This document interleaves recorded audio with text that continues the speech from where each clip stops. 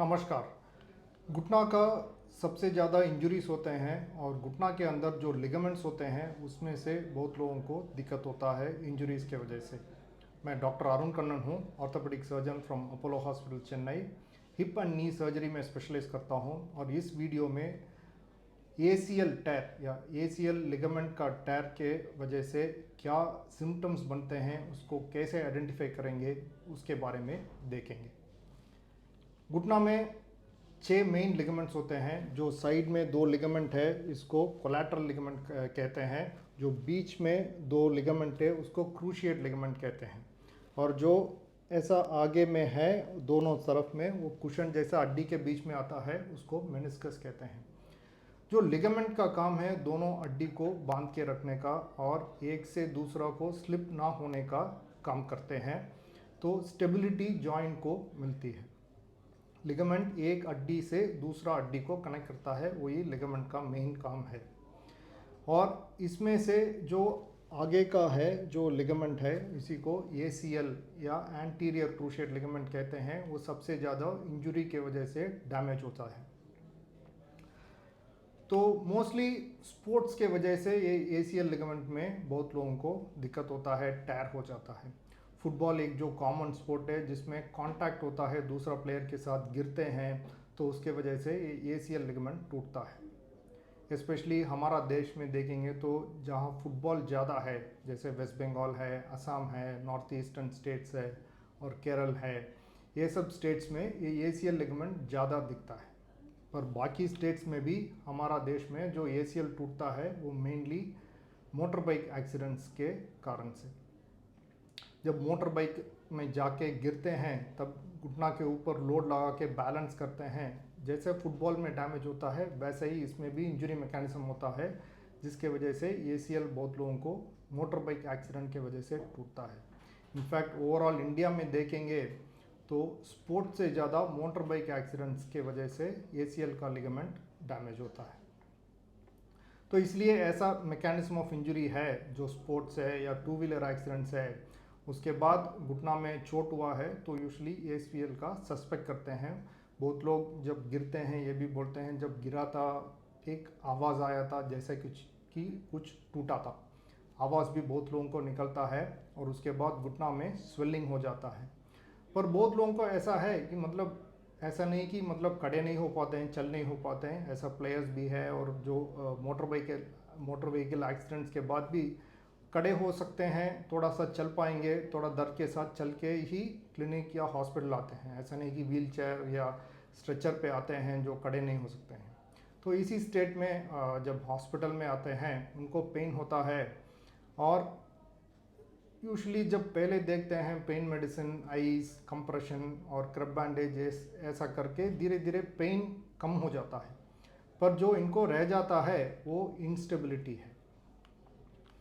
तो जब ACL टूटता है तो बीच में जो ACL कटा हुआ हो जाता है या हड्डी से उखड़ जाता है, तब घुटना का जो बैलेंस है वो चले जाता है। वो इस वीडियो में हम आपको दिखाएंगे।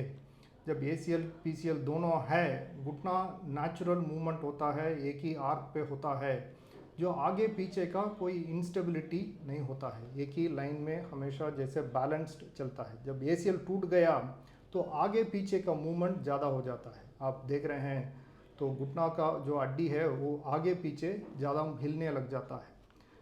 तब ऐसा है तो यूजुअली इन लोगों को इंस्टेबिलिटी आ जाता है। इंस्टेबिलिटी का मतलब है कुछ एक्टिविटीज़ में उनको ऐसा लगता है कि घुटना स्लिप हो रहा है। मेनली नॉर्मल स्लो चलने के समय कोई दिक्कत नहीं होता है, थोड़ा तेज़ चलते हैं या जॉगिंग करते हैं या उस पर पैर के ऊपर लोड दे के टर्न करते हैं, जिसको हम पिवटिंग कहते हैं। तो जब टर्न करते हैं उस समय लगता है कि घुटना के अंदर कुछ मूवमेंट, अबनॉर्मल मूवमेंट हो रहा है और घुटना स्लिप हो रहा है। इसी को गिविंग वे मूवमेंट कहते हैं या इंस्टेबिलिटी कहते हैं। बहुत लोगों को इसके वजह से जो एक्टिविटीज़ है दिक्कत हो जाता है, जैसा मतलब सीढ़ी चढ़ने में दिक्कत होता है, बैठ के उठने में दिक्कत होता है, तेज़ चलने में दिक्कत होता है। इन शॉर्ट एक जैसे मतलब 20-25 साल का जो आदमी है उनको ऐसा लगता है घुटना 50 साल हो गया। तो यही इसका मेन सिम्टम्स है। दर्द कम हो जाता है पर इंस्टेबिलिटी, या स्लिपिंग घुटना में परसिस्ट हो जाता है। यही इसका मेन सिम्टम है जो ACL लिगामेंट का। और जब ऐसा सिम्टम्स के साथ हमारे पास आते हैं, जो डॉक्टर्स के पास आते हैं, इनको जो घुटना को टेस्टिंग करके पता कर सकते हैं कि ये घुटना लैक्स है या स्टेबल है। जो आगे पीछे का मूवमेंट करके देखते हैं तो ज़्यादा मूवमेंट हो रहा है दूसरा साइड से कंपैरिजन में, तब ये माना जाता है कि ACL का काफ़ी शायद डैमेज हुआ है। तो एग्जामिनेशन में बहुत लोगों को पता चल जाता है, पर इसको कंफर्मेशन के लिए यूजुअली MRI करते हैं। MRI एक बहुत अच्छा इन्वेस्टिगेशन है जो स्पेसिफिक और सेंसिटिव है ये पता करने के लिए। इसमें हम आपको ACL का जो नॉर्मल स्ट्रक्चर है दिखाए हैं। जैसे MRI में देखेंगे, ये जो ब्लैक कलर का जो दोनों हड्डी के बांध रहा है वही ACL लिगामेंट है। इसमें उसी को हाईलाइट किया है। जो येलो पोर्शन है वही ACL है, ऊपर वाला हड्डी और नीचे वाला हड्डी दोनों को बांध के रखा है, वही में अच्छा सा दिखता है।